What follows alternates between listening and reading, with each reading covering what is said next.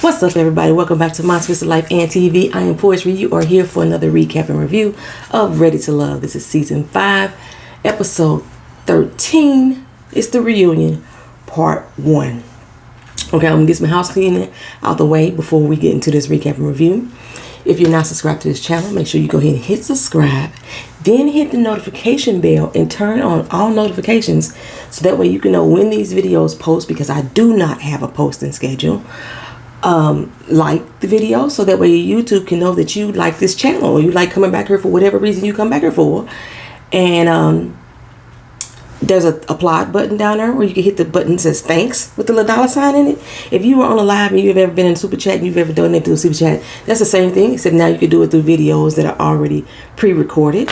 And also, if you want to become a member, there's a join button where you could join the membership of this channel, get a little special perks, sometimes exclusive videos, get to vote on polls, and we got merch coming up.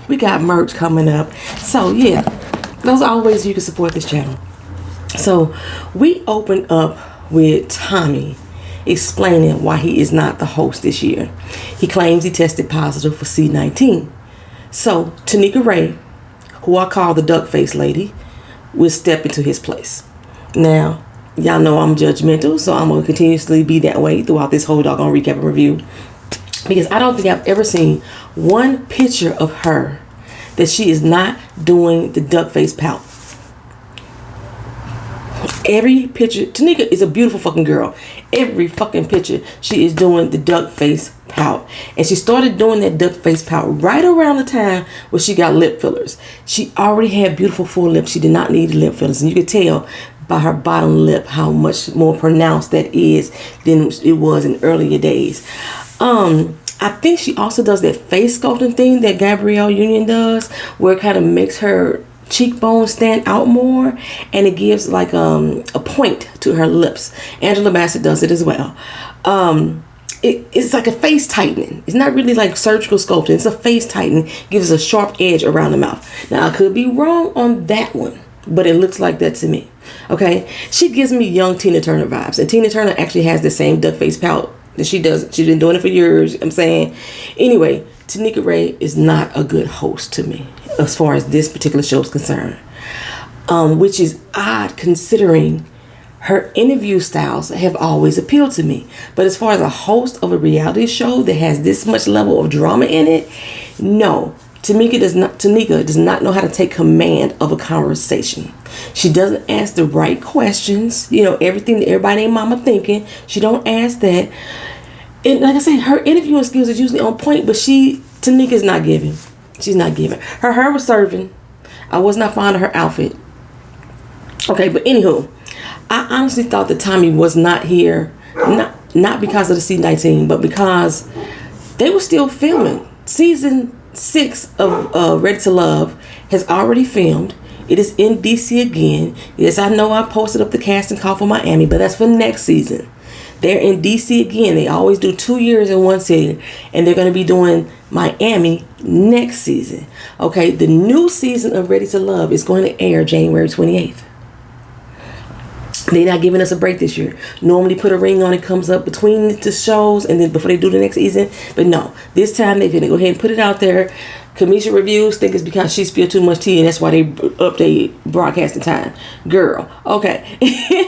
But anyway, it airs January 28th. I will be doing the casting special. I am currently researching the new cast members. It's only 14 people this year instead of 20 like they normally have. So this is going to be a short season unless they're going to surprise us with 3 new couples. There's no word on Put a Ring On It yet. Season 3 has already filmed though.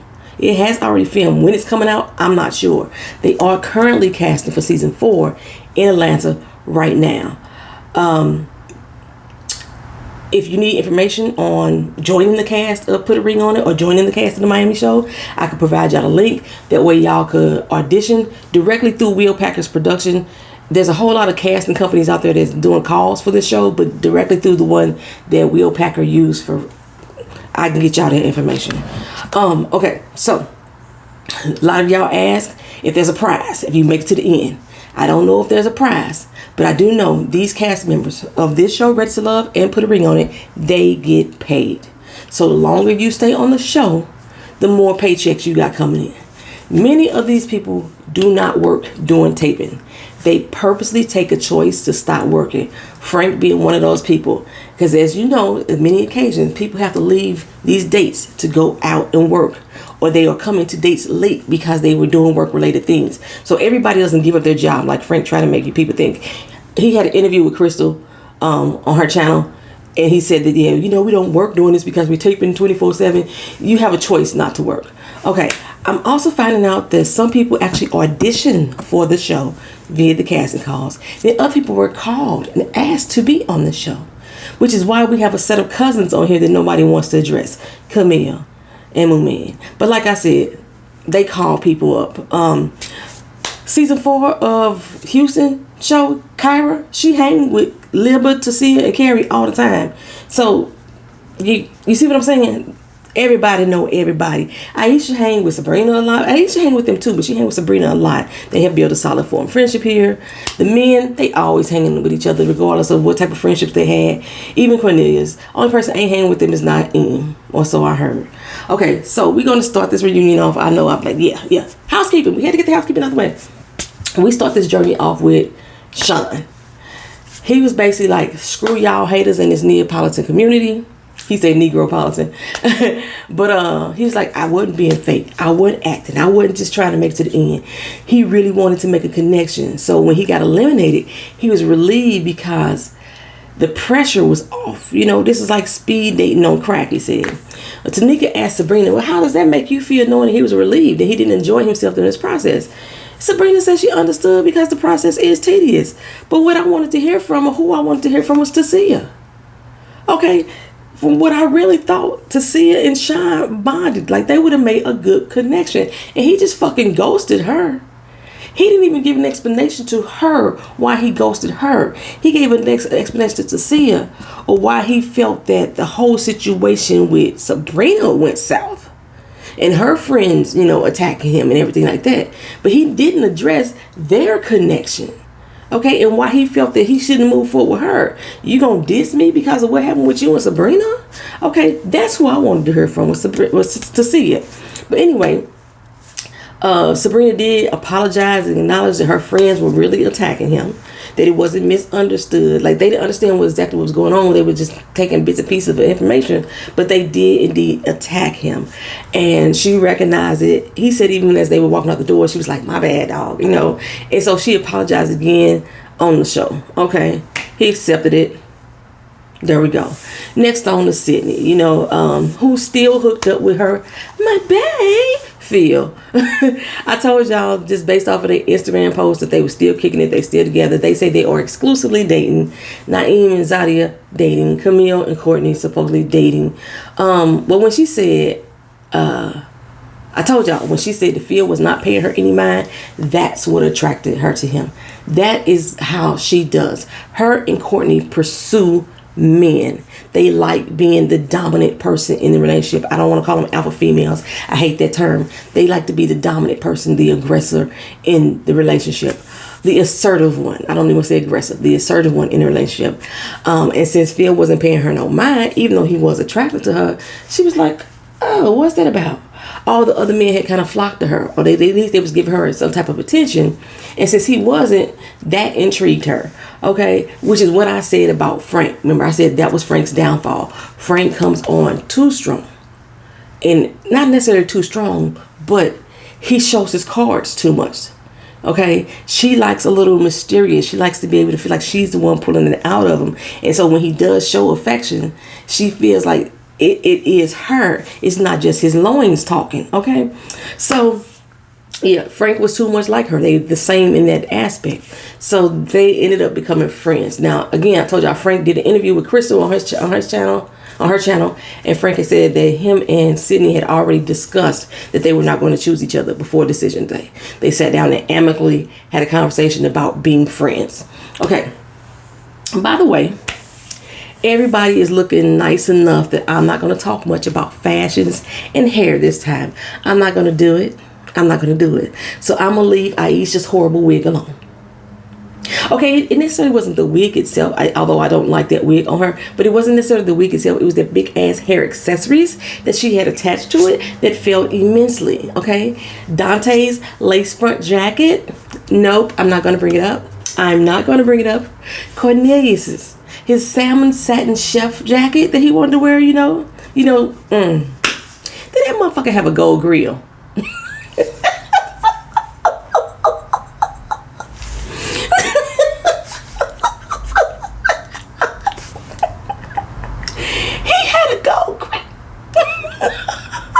Cornelius, dog, you ain't hard. You ain't thugged out. You ain't about that life. You ain't for them streets, cuz. Come on, man. I'm not going to speak on them. I'm not going to talk about that stuff. The fact that Courtney looks like her prom day stood her up, you're not going to dress it. To see it borrow Medea's motherboard dress, hallelujah, we're not going to talk about that. Carrington's bleach blonde hair was giving no budget Cisco, or better yet, on the verge of crack head Chris Brown. You know what I'm saying? And the faces that Camille wears always makes her look unattractive. Yes, I'm putting that with fashion because she puts on those faces, fronting. But I'm not going to talk about that. None of that. Well, at least I'm going to talk about the faces maybe later on, okay? Because they finna roll the beautiful bean footage of those many faces of the devil. And Cornelius is like, be cool, baby. They trying to bring it out of you.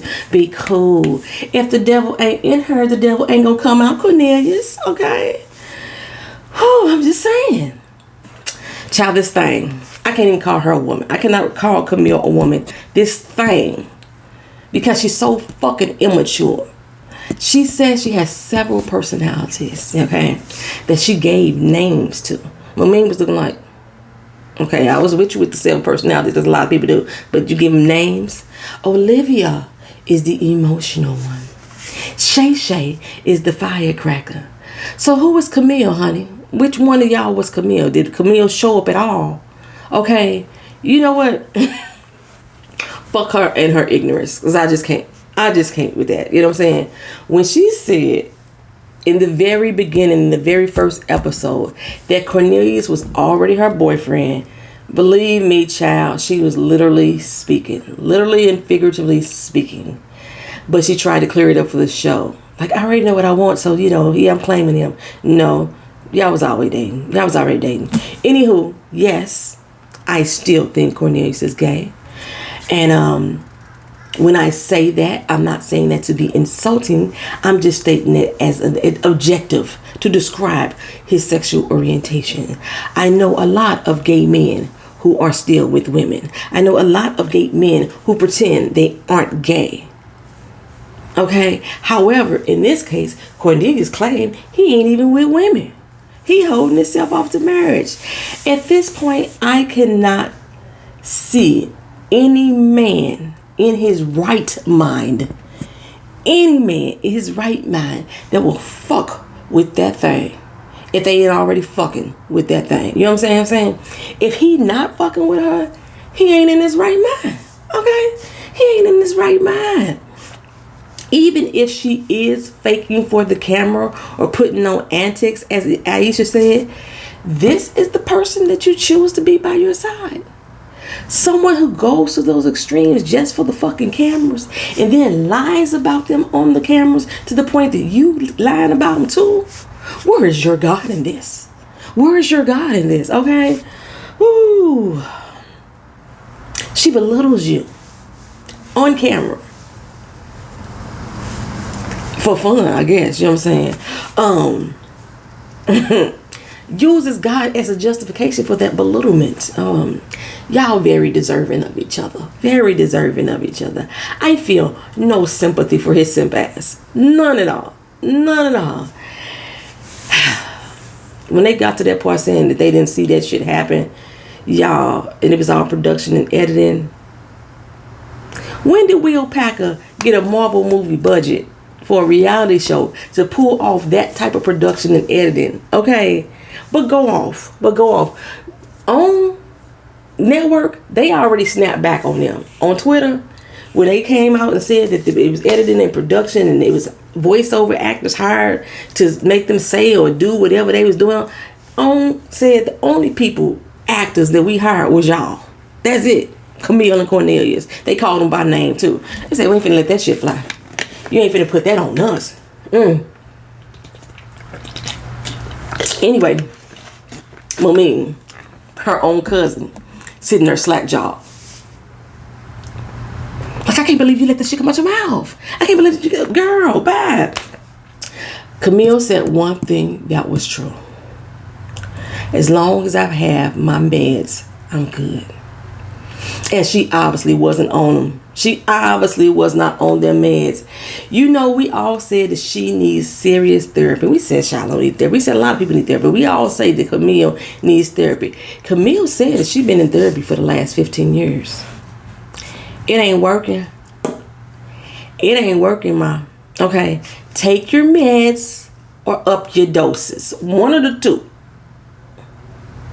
So Tanika asked her, okay, so who here today?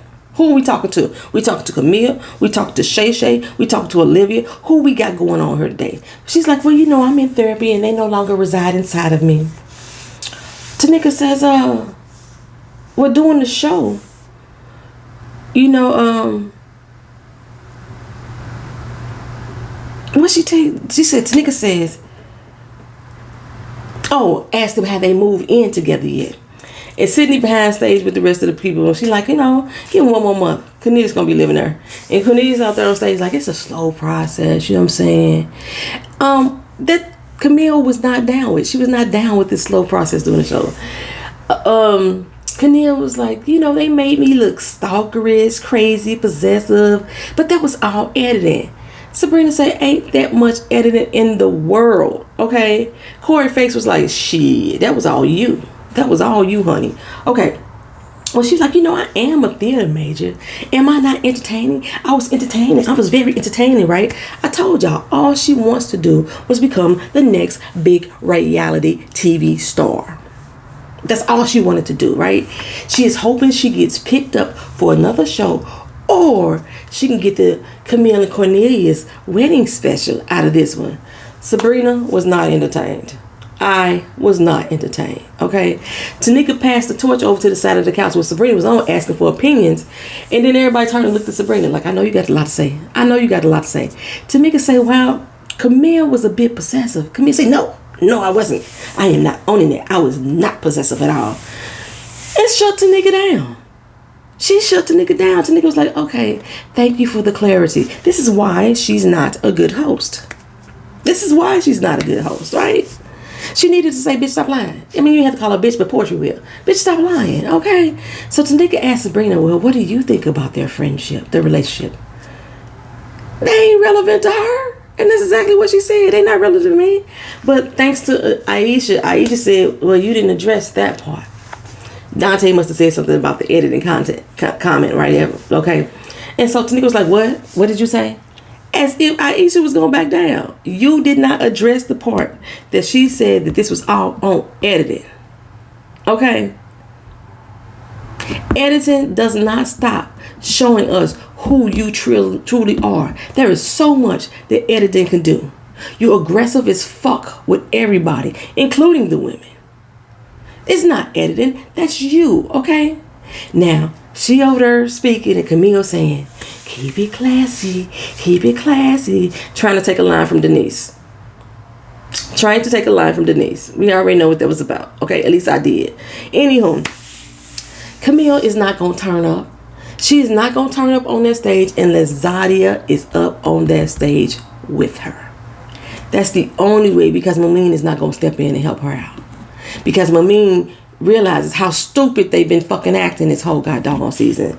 So, like I said, unless Zadia on that stage, Camille really ain't got nothing to say. She throwing hands up every single time. It's like watching Giselle and Robin. And by the way, Dorlinda has sent, like I said, Dorlinda has sent me that clip of Frank's interview where he talked about the colorism being displayed from the brown girl crew, excluding Momine. I hate that she got lumped in with them, but excluding Momine in this situation. I can say that based off of Frank's interview and some of the other interviews that have happened, where people have been sending me clips left and right, y'all. So I gotta watch the clips to know what the hell they're saying for me to say, damn, I didn't want to see this. But Darlena had already told me in advance what it was about. Anywho, based off of a few of those interviews, I am going to sit here and say I was wrong. Okay? The Brown Girls Club, although they may have been celebrating their skin, their brown skin, they were intentionally being malicious to other people as a collective, as the Brown Girl crew, based on skin tone. Apparently Aisha wasn't a target initially, because remember I was like, Aisha dark skin, you know, or brown skin, whatever. But the fact that she speaks up in defense of these other women, yeah, that's why Aisha fell into that attack of the Brown Girl crew. Really, Zadia, because like I say, Camille don't say shit unless Zadia is speaking for her. That's why she's like, I tried to text you, Aisha, and said if we have tension, then we could talk about it, and I would apologize. If you felt that way, I didn't know you felt that way. Then why you text her? If you text her saying that we got tension, now I apologize to you about it, but now you're saying you don't realize it, you contradicting yourself in the same sentence, girl. Bye. Okay. This friendship they have formed with Shiloh, that was a way of saying we like light-skinned girls too. That's what that was about. They are using Shiloh's friendship to calm the fires of the colorism speak. Like I said, however, my original opinion about saying we all brown girls, the same way two niggas said I was feeling about that, we all brown girls, as a comeback, it's still all lives matter in the fact that darker skinned girls have been historically dogged out by our own people. And to sit here and say we all brown girls, y'all bitches are all lives matter in it. And there was one of my favorite people that said something in the comment section about it, and I did not address it because I said I wasn't. It's like, you all lives matter in that shit. I don't give a fuck if we all brown girls. If you can't sit there and fucking acknowledge the fact that we have historically as a people dogged out darker skinned people, then you a fucking liar yourself, okay? If you feel convicted, then I'm talking to motherfucking you. Anyway, but however, they did use this moment that they could have just been celebrating themselves to attack other women. And it was based on a lot of factors, based on skin color, based on jealousy, based on being just ignorant, immature ass people. You know what I'm saying? But moving on. We're going to move on. Anywho, crazy ass Tyrone. We get to take his experience. We get his take on the experience. And Shiloh, she didn't come. We get no explanation about why she didn't come. She just can't be here today. I'm like, what? Did she miss her bus? Did she have the shits? Did she just not want to see Phil with Sydney? Because she's still hurt by the fact that she gave up the cookie, which is her love language, and he was still attracted to someone else. Like, I bet Pussy Don't Fail Me Now was her theme song. You know what I'm saying? Y'all know the one, Missy Elliott. Pussy don't fail me now. I gotta turn this nigga out. So he don't want nobody else but me and only me. I know that ain't the beat. Pussy don't fail me now. What is the beat? I cannot catch a beat for shit this morning, but that's all right. Anyway, it failed her. Pussy failed her. It failed her and failed her hard. Okay. Well, Tyrone said his emotions were all over the place. You know, he's never been around this many beautiful women at the same doggone time. That's what that was. And people actually liked him. Okay. But he realizes that the way he delivered the message to Carrie was fucked up. So he apologized. And I was like, why do we have to wait to the reunion for you to apologize to her? You could have been told her this, sir. All the women were like, oh, that was so beautiful. And they all teary-eyed and shit. Even Sabrina, who he told to her face that he cold shut her down, pure and simple. Okay, my only question is, have you reached out to Shiloh since the show? An attempt to build that connection. You felt that this woman was your wife material, not wifey, but wife material. How do you feel about her now that you watched the whole situation play out with Phil? Do you still feel like she's the right woman for you? And what have you done to make that connection, Tyrone? Nothing? I didn't think so. I just don't understand it. You get eliminated off the show and then somebody here that you like and you ain't reaching out to them. I don't get it. Up next is Cornelius and Tanika. Tanika says, Cornelius has many, many, many connections. And then say, just playing Camille. Camille's face was already contorting. Okay. Tanika acts like she's scared of Camille. She acts like she's scared of her. How are they calling them on stage? Y'all notice that? It was weird. Why have Courtney and Carrington and others out there if they weren't even addressing them right now? Aisha, Camille, Sabrina, they are literally called out there every set playing musical chairs. You know what I'm saying? What is the point of this? Okay, anybody. This was supposed to be they were supposed to be showing clips of Cornelius's attraction. However, it became the Camille's interaction segment. Okay, they really didn't show what he was saying about Courtney and her sexual aggression, how that turned him off, but how he was still cool with Camille's abusive nature and was drawn to her. They didn't show all the clips when he was saying that he was doubting Camille based off of her aggressive, abusive nature, because in the end he really didn't care. They didn't show any of the dates he claimed he went on with other ladies to show us that he had many connections. They showed the part where she called him a country ass bumpkin, and all the men backstage was like, oh, that was hella disrespectful. Oh, hell no. I still don't understand her tears at the elimination. She wanted to get to the end. That's what it was. She wanted to get to the end. She knew she had turned everybody else off. So she was going next. She was going to be the next one out the door. So she was going to quit. You knew you was going to quit. What was the tears for? What was the dramatics for at the end? I don't get it, girl. Okay, so Courtney, she said she wasn't worried about no fucking Camille. Okay, she didn't have no goddamn competition. So she knew what she wanted, so she was gonna go after it. And she likes to pursue men, but she did want to address the fact that she felt Camille was very aggressive towards the other women in regards to Cornelius as well.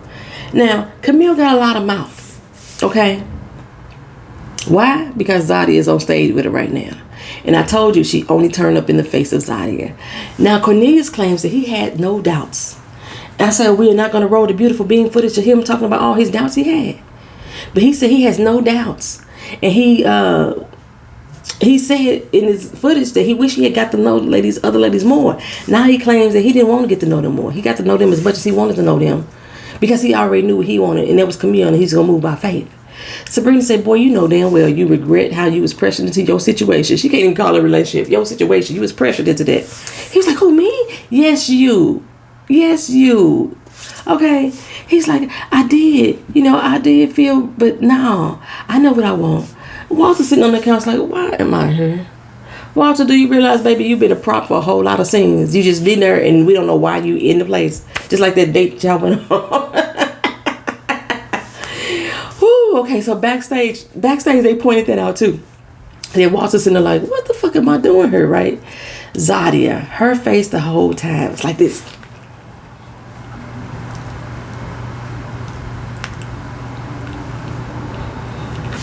Like the crazy was welling up in the back of her mind, were actually just loose, rattling around in that bitch, you know what I'm saying? Like the crazy was rattling up in her, like she was ready to pounce. She was waiting for her moment, like double dutch, waiting to jump in and pounce on the conversation, especially when Aisha talked. She got a real dislike for Aisha ass, right? Zadia's makeup was fucking hideous, but I'm not going to talk about that either. Oh my God, that makeup job was hideous. Anyway, like I said, let's talk about the brown girl scar for a moment. I was oblivious this time. I really was on this one.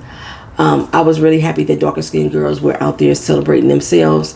But I have since learned that as a collective, they were intentionally against other women. They created an Instagram page for this shit, y'all. Have y'all seen it? It's so culturally divided. So culturally divided. Anywho, Tanika says, if it's not about colorism, can Sabrina join the brown girls crew? Now, Sabrina had just read Zadia for filth. And Zadia comes back, didn't you just hear her cuss me out? Friends don't do that. No, she can't be my friends. The brown girls crew are my friends, okay? I didn't mean to come on here and make friends, but I did. Which is contradictory to Naeem saying, some of y'all coming on here for friendship. Your girl said that she came on here and made friends. But now it's a negative thing? Okay, whatever. So, their faces backstage when Sabrina turned up. She said, bitch, you ain't trying to be my friend. You been dog walking me the entire time. Everybody's face was like, lip rose up like, what? To see it was looking like, no lies told. No lies told here, okay? Sabrina say, you mean, you nasty, you despicable, you no good, you abusive, you aggressive, you a bitch, you a narcissist, you a punk ass bully, acting like you the innocent victim all the motherfucking time with no accountability. Okay, I added a lot of that on. Sabrina didn't say all that. I added it on. You know, I was trying to make sure y'all understood what Sabrina meant to say. That's what she meant to say. Okay, at this point, Zadia gets up and walk out. Again, not taking accountability. Sabrina say, oh, don't leave now. You always got a lot of motherfuckers say. You always got a lot of mouth. Don't leave now. So she's like, I'll come back when I can talk.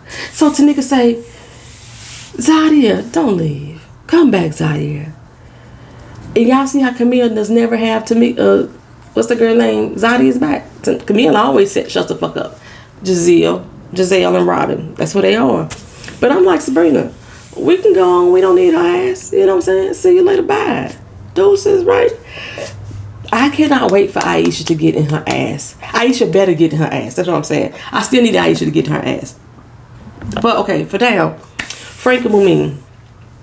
At the end of this, I said that Frank wanted Sydney. He chose Mumin, but I still said Frank wanted Sydney. And I was feeling some kind of way at the end when he chose Mumin. In his interview with Crystal, he says that he and Sydney were both feeling the friend vibes. He a whole grown ass lie. He knew Sydney was more hooked on Phil and he wanted to save face. That's what that was about. Child, he ain't talked to Mumin since decision day.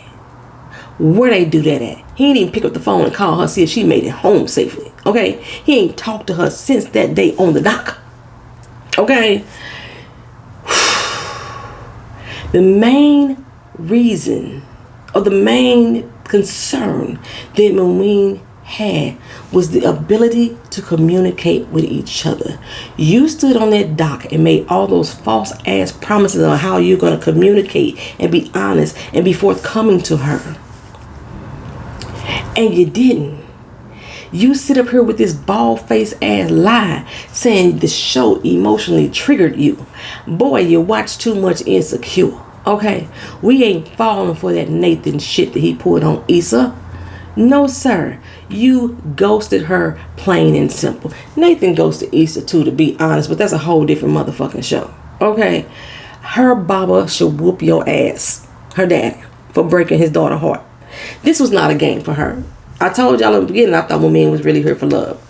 But I think Mumin was desperately seeking anyone who to love her. Okay?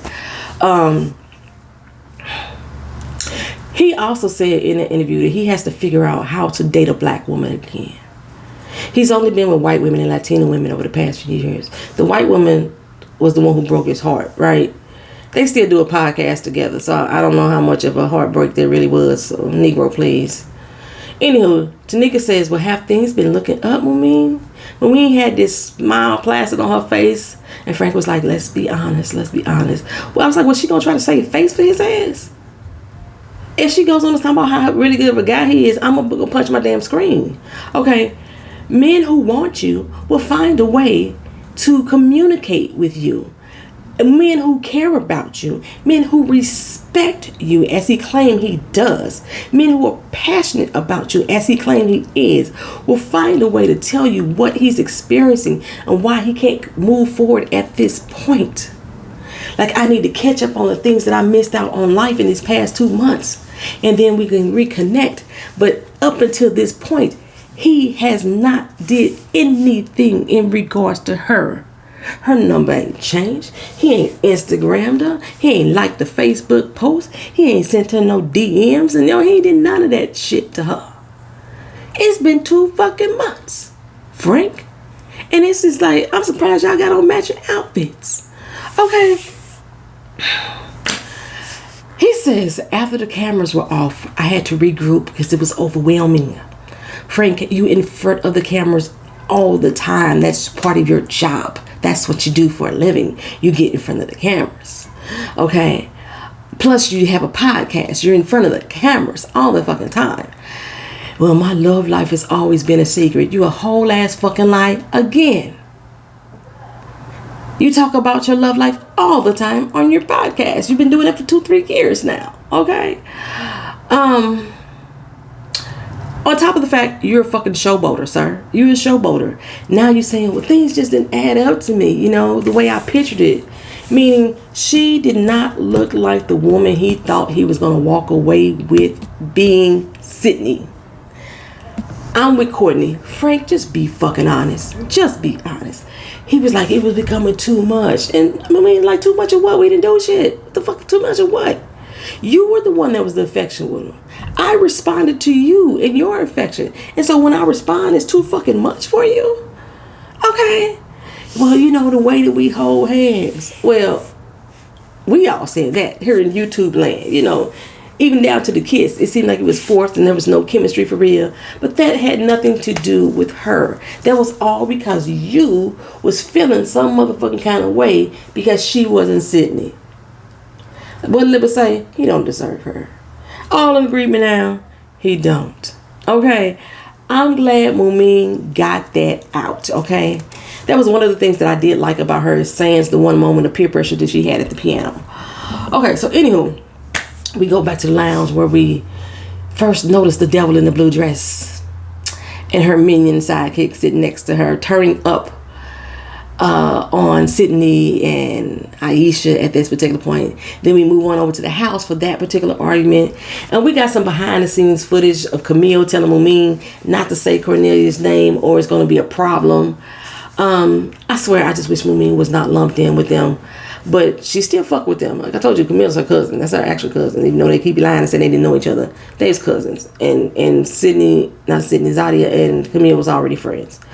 Anywho,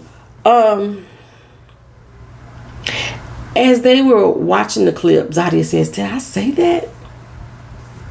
Camille was over there chipping off, and Sabrina said, just let me know when I take my motherfucking shoes off. Now, y'all know Sabrina used to be a stripper. Y'all know she used to be a stripper. She gonna bring that diamond from Players Club out of her and beat the sleeves up off of them like they named Ronnie. I'm telling you, don't sleep on Sabrina. She said, let me take off my earrings and my shoes for these hoes. That's what. Now, I don't condone violence.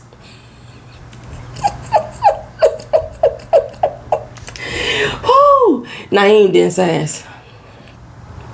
He gonna chime in and say that they jealous. They jealous of her. Because the men all chose Zadia in the first deliberation. Didn't nobody know that shit. Sydney wasn't even there. The first deliberation. Okay.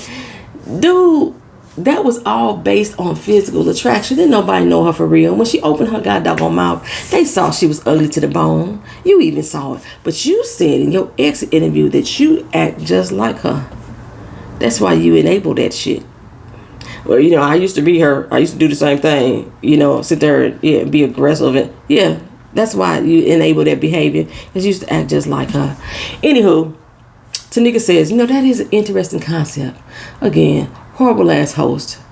Because that bullshit should not have even been entertained. You blowing smoke up her ass. But they two peas in the pod. You know what I'm saying? Carrie attempted to say it has nothing to do with who picked who. It's not about love. It's about respect and how she treats people. She is beautiful. Nobody denounces that. And he said, y'all up here thirsting for friends, not love. Then your girl, that's the brown girl's crew. But okay, whatever. Okay. Of course, Zadia sitting there eating it up with her shit eating grin. And then Carrie said, you missing the point. He missed the point all the time. on purpose, child. You know, just like the same way he missed the point when she was so furious about Dante and Aisha, down to the point that she put her fucking hands on that man. But go off. Because, you know, to him, she's the most beautiful out of everybody there, and that's why everybody mad. And Sydney said, can y'all check him, please? One of y'all men, check him, please. He turns to her and said, did I say your name? Again, one of y'all men need to check him. She said, give him a peach or something. You know what I'm saying? I was like, hell no, Sydney. Come through, Sydney. Can Sydney say, is Peter Thomas in the building? Is Peter in the building? Okay. Zadia, like, he got a peach. She from Georgia. Okay, whatever. But yeah, somebody needs to put him in his place. Frank had a lot to say during Crystal's interview. He should have said right there on that fucking stage. You know, that's what he should have did right there on the stage. I mean, he brought it up during a little lounge, you know, when it was just the men only. But he need to say it loud and clear right now. So Tanika said to Zadi, you know what, you kept saying Aisha had no connections, but clearly she did. She took one of yours, you know what I'm saying? Actually, Aisha had half the cast, for real. But, okay, were you jealous? Now, my answer is yes, okay? I say her answer is yes, too, because she wouldn't even let Tanika talk. She tried to cut her off without even letting her get the question out. So Aisha went on to explain, you know what? It was a lot more to do with that. It was mainly to do with Camille saying that she was going to fuck somebody up over Cornelius in the vote. Aisha, I was like, don't be green. It had a lot to do with your connection with Dante, too. But Camille Screwface ass sat on that stage and said that she did not say those words. That it was a voiceover. And Tanika's like, wait a minute, it was a voiceover? Are you saying it was a voiceover? They hired an actress? Was that not your voice? You know what I'm saying? And then Cornelius like, I don't know who it is. I didn't hear her say that. Now Cornelius at that fucking table, I pointed it out when it happened. When she said that, you said, no, not fuck her up. We're not going to do that today. You said that. You and Naeem both said in your interviews, they got out of control. Things shouldn't have happened like that. It should never went down that way. But now y'all sitting here claiming that y'all didn't even hear her say it. You's a bald-faced motherfucking lie. I can't stand fake ass motherfuckers. I can't stand it. Okay, so Tanika, I cannot believe you let her flex in your face like that with that fucking lie. Even after rolling the footage again, because Corey was like, roll that shit again. Roll it again. Everybody heard it. And you still gonna let that fall out her lips. Naeem was like, yeah, let me watch her lips. Oh, I didn't hear it then, but I heard it now. Bitch, a deaf person could read her lips loud and clear. We didn't even need the sign. And she had her head turned to the side. We still could read her lips when she said she was gonna fuck somebody up. Okay, Tasia was like, I am up out of here. I don't have time for these games. I got grown shit to do. My mama in the hospital. Prayers up for Tasia's mama. She like, y'all motherfuckers over 30, half of y'all over 40, acting ghetto and childish, and I'm not about to sit up here for this. So she got up and walked out. I used to say, you know, it's giving ghetto because we call people on their shit and they steady lying about what's happening. Libba, Carrie, they both went after her to talk to her, calm her down. Courtney got up too, but I didn't see where she went, right? To see it, like, all y'all motherfuckers should be embarrassed. All of them, the whole lot of y'all. All of y'all. Okay? And that's how this reunion ended. They gonna bring Tasia back. We already know they gonna bring her back. Child, this was a mess. Like Tasia said, y'all should be embarrassed. Wheel Packer Productions should be embarrassed at this. They supposedly go through all this type of screening. Y'all went through casting where y'all auditioned motherfuckers to be on her, and y'all thought y'all found the people with the best personality, and y'all are fucking up your brand. Like I said, people like the ratchetness, but I think for the most part, a lot of people who watch this show actually want to see people find real connections, because the majority of the viewers don't have it.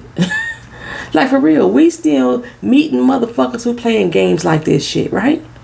A lot of us, we in our 30s and 40s, and we sang like a motherfucker because we keep running up on these same type of motherfuckers. So we watch this program to see that there is hope, that somebody out there could find true and real love. Okay, we could watch the drama. We could laugh and kiki about it, whatever. But Will Packer motherfucking Productions, listen to your fucking audience. We want real meaningful shit. And I don't even see that happening with this new group coming up. I told y'all, I put this. Did I put that in the comment section? I think I did. I might have. Now, I know I'm basing this off the original images as well, because I did see some of these people's real Instagrams, page profile pics, and Facebooks and stuff like that. But that still shot y'all got of this next cast, them motherfuckers look like they coming straight off of Love After Lockup. That's look like what they was here for. They look rough as fuck. Now, I know that we got some entertainers' children on here this season. We got actors, musicians. What are politicians? What are doctors? Can we get into them? I mean, if we got them motherfuckers to do the Married to Medicine type show, we can get some real doctors and some politicians on this show for real. People who really want real love, who really ain't trying to ruin their fucking reputation by coming on TV clowning and acting motherfucking ass. Somebody's gonna find real love. Real love. I'm looking for real love. Somebody. They were saying that's what we trying to do here. Oh. And for those of y'all who keep telling me I should audition for the Miami show, I don't live close enough. I live in Orlando. I don't live in Miami. You're supposed to be within 1 hour. And if you go to Will Packer's production on his application, they put in bold letters this time, you must live within 1 hour, because people on this show wasn't following the script. That apartment that Sydney had, that was an Airbnb. A lot of them here rented Airbnbs for the show. Yeah, okay. Anywho, thank y'all for being here. Thank y'all for watching. Next video will be Married at First Sight. It will be coming on later this afternoon. I'm about to go to the movies. I will see y'all again in the next video. Peace.